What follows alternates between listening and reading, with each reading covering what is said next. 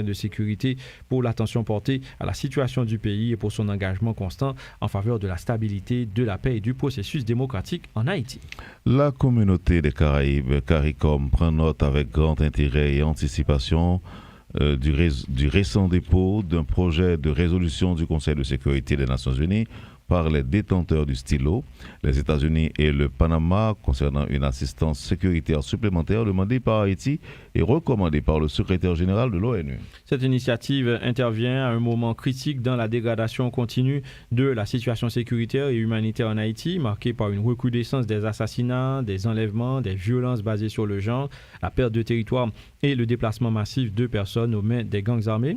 Poursuivant son plaidoyer international en faveur d'Haïti, un de ses membres, la communauté des Caraïbes, appelle les membres du Conseil de sécurité des Nations Unies, en particulier les membres permanents, à prendre en considération les conditions désespérées et précaires dans lesquelles se trouve le peuple et le pays d'Haïti. Et pour quelques commentaires, Stanley, nous avons avec nous l'ancien diplomate Pierre-Antoine Louis. Pierre-Antoine, bonjour, bienvenue sur Métropole. Bonjour Wendell, bonjour tout le monde, c'est toujours un plaisir. Haïti soutient avec fermeté la résolution qui vise donc à transformer la mission qui est actuellement déployée en Haïti en une force de répression des gangs qui pourrait en quelque sorte garantir la sécurité nationale et régionale. Vous êtes optimiste par rapport à cette annonce ou encore par rapport aux informations qui font état d'éventuels ou le probable déploiement de cette force qui viserait justement à réprimer les gangs, Pierre-Antoine Louis? Bon, le point d'achoppement pour la transformation de la mission multinationale d'appui à la sécurité en une mission de répression d'activités et des gangs, des groupes terroristes, dépend du changement de politique de la République populaire de Chine et de la Fédération de Russie au sein du Conseil de sécurité de l'ONU.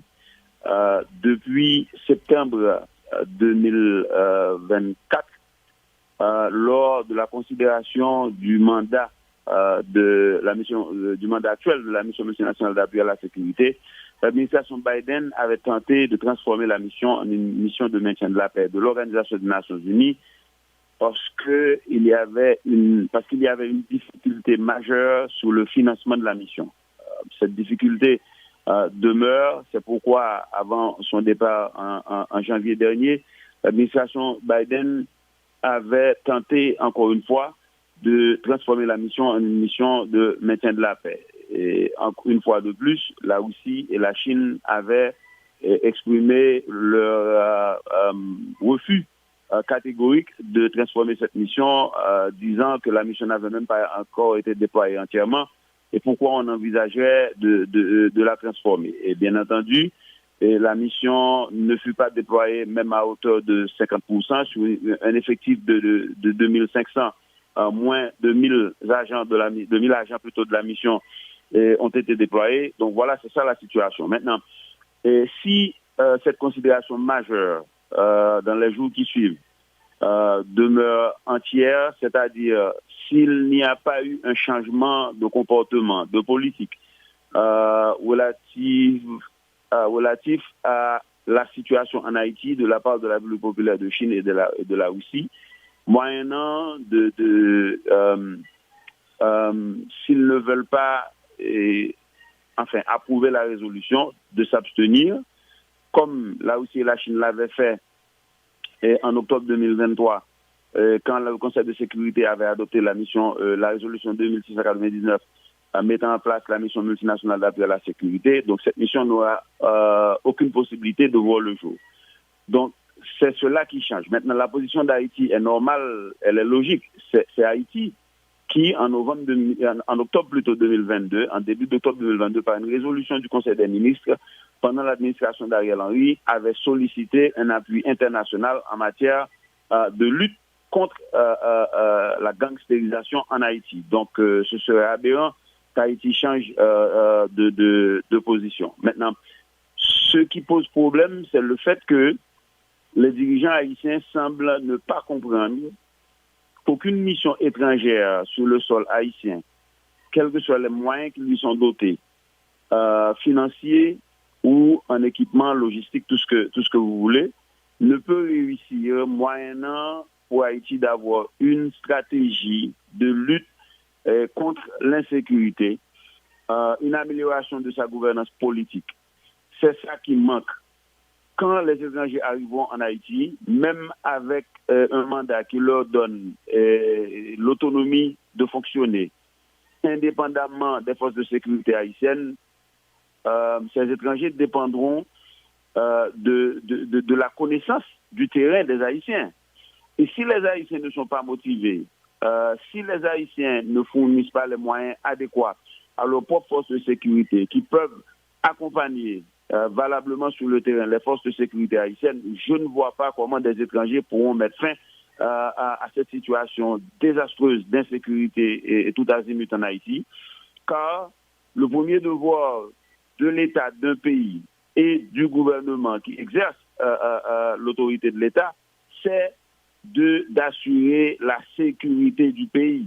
Aucune force étrangère, quels que soient les moyens qui lui sont dotés, ne peut venir à bout des terroristes qui sèment la pagaille en Haïti.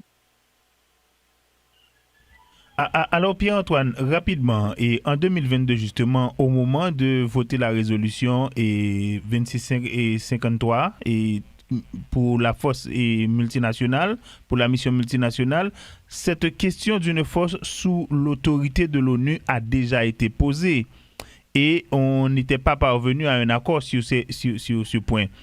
Qui ça qui fait, je dis, question retourner sous table là avec et nous pensons que disposition a changé? Bon, question retourner sous table là, Wesley, pour une simple et bonne raison. Mission multinationale d'appui à la sécurité a commandée par le Kenya parce que Kenya fournit le gros lot, le contingent qui est plus large de mission multinationale d'appui à la sécurité n'a pas marché. M'a rappelé nous un simple fait. Il y a quelques mois, il y a 2 hélicoptères qui sortis El Salvador, 2 hélicoptères utilitaires qui étaient supposés utiliser pour des évacuations militaires en cas où des membres de la mission étaient blessés. Nous voyons qui s'est passé dans la Tibonite, nous voyons qui s'est passé dans la zone de Kinskov. Moi-même, avant, pas jamais entendu qu'ils ont utilisé l'hélicoptère pour faire aucune évacuation de quelconque élément de la mission multinationale d'appui à la sécurité, voire des forces de sécurité haïtiennes avec lesquelles Mounsao supposé collaborer. Donc, mission multinationale d'appui à la sécurité, c'est pas vous monter. Et même le président William Ruto connaît l'administration Biden qui est précédé l'administration Trump connaît. Le constat sur le terrain, c'est que mission n'a pas de résultat. Bon, Yobraldou, c'est à cause du fait que pas assez l'argent, et Yobraldou que blindé n'a pas adapté, mais tout ça, Mouniote connaît, c'est pas un secret pour personne. Donc, mission n'a pas marché, l'administration Trump est obligée de rendre compte que c'est le cas. Et puis, Haïti situé à 700 000 nautiques des côtes de la Floride. Les États-Unis pas qu'à continuer à accepter que au pays, côté État totalement failli, côté les crimes transnationaux est capable de passer sans problème en Haïti, même au niveau national de sécurité publique, les autorités haïtiennes, malgré les efforts que la police nationale et les forces armées d'Haïti a fait, il n'y a pas de résultat. Donc, pour persister dans le même lobby là, c'est diabolique. Donc, c'est de bon ton que la communauté internationale là, à travers une lettre que le secrétaire général des Nations Unies a adressée au Conseil de sécurité depuis février 2025, c'est signalé que tant pis, mission multinationale d'appui à la sécurité n'a pas marché. On regarde qui sont nous capables de jouer nos formules, si nous pas transformer mission, mais côté l'ONU pour avoir un bureau logistique en Haïti, d'appui logistique en Haïti, qui peut permettre mission sinon transformer la mission de maintien de la paix, mais gagner un appui qui permet d'agir de façon plus robuste contre le terrorisme. Maintenant, ça me veut comprendre, c'est que le m'a regardé la résolution 2699 du 2 octobre 2023, mais résolution ça a dit que l'Organisation des Nations Unies supposée fournit un appui logistique à la mission multinationale d'appui à la sécurité, moyennant que l'ONU, qui a géré le fonds fiduciaire, le fonds d'affectation qui fait mission à fonctionner, et l'ONU est capable de un appui logistique, mais l'ONU n'a pas jamais appuyé. Donc, moi, j'en suis surpris que le secrétaire général a demandé pour établir un bureau. Donc, c'est une confusion totale. Et ça me dit que, puis, Haïti mettait dans la tête que, on dit la Russie et la Chine, soit voter pour transformation de mission en mission de lutte contre le terrorisme, ou bien ils ont abstenu, donc ils quittent mission avancée. C'est pas ça qui parle de résultat. Problème fondamental là, nonobstant sortant des premiers ministres d'hier là, c'est absence de leadership au niveau haïtien. Et ça, pas d'étranger capable de résoudre lui. Oui, et si la Chine et la Russie persistaient dans la position Yoa, l'a démontré tout que le Conseil de sécurité des Nations Unies n'a un problème aussi crucial avec des conséquences humanitaires gravissimes qui passent en Haïti, tellement gangréné par des considérations géopolitiques entre la Russie, la Chine et les États-Unis, que ils sont pas capables d'aider qui vient ou capable d'aider Haïti. Oh, on l'autre problème encore, la Chine gagne avec Haïti. Ils pas deal, mais son problème lié. La Chine et Haïti ont une relation avec la République de Chine, Taïwan. La République populaire de Chine, deuxième économie mondiale, pas d'accord avec ça. Ils n'ont pas dit, mais il y a tant que Haïti font un geste pour Haïti dit, entamer aux négociations pour quitter Taïwan, et je pense que Haïti doit faire ça. Je n'ai pas de problème avec Taïwan, mais je pense que Haïti doit faire ça.